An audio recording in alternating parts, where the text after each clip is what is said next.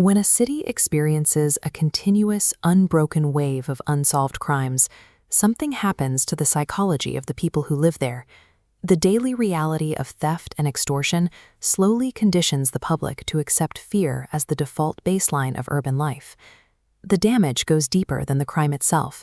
It breeds a specific kind of institutional cynicism, where people begin to assume that justice has failed because every authority figure meant to protect them has a quiet, calculable, and highly purchasable price. In this environment, an officer like Inspector Arjun registers as a statistical glitch.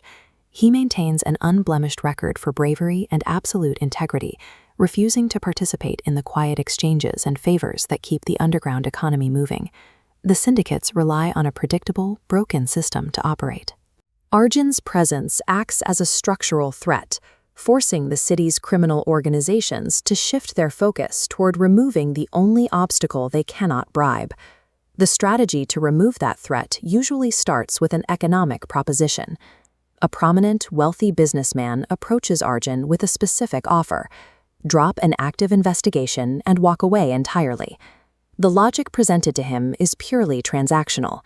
The businessman slides 2 crore rupees across the table, offering to trade Arjun's short-term complicity for a lifetime of frictionless, undeniable comfort. Arjun looks at the money and pushes it back. He makes it clear that his duty and his uniform are not tradable assets. They possess a fixed value that cannot be negotiated down. Rejecting the expected price of corruption rarely ends the conversation.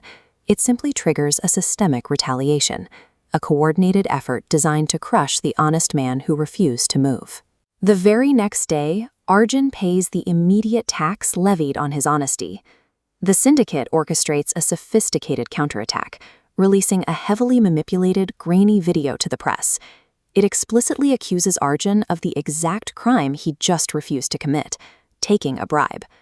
The institutional fallout is efficient. Before any facts can be verified, Arjun faces public shaming, an official suspension, and the complete stripping of his badge and authority. The public reaction is a byproduct of their conditioning. The engineered scandal validates their pre-existing bias, leading many to believe they have simply seen the true face of another officer, confirming their suspicion that the entire system is hollow.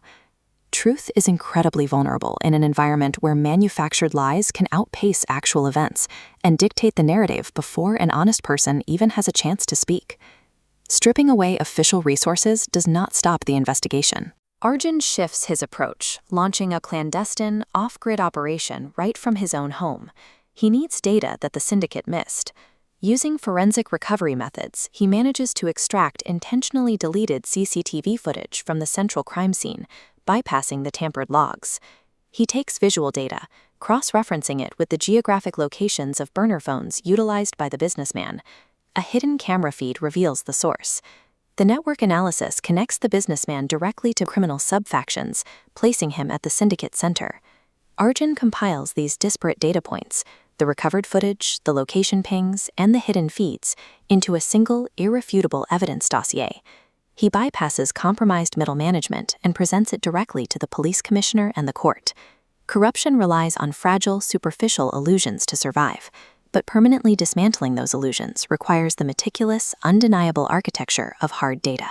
Confronted with verified intelligence, the institutional response is immediate. Right inside the courtroom, the supposedly untouchable businessman is arrested.